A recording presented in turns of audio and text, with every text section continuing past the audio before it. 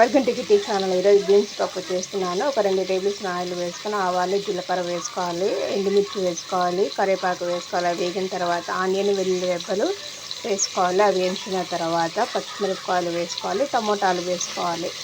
ఇలా బీన్స్ పొడవుగా కట్ చేసుకునేవి ఇందులో వేసుకోవాలి. ఇవి ఒక 2 నిమిషాలు వేయించుకోవాలి. ఇలా పసుపు వేసుకోవాలి.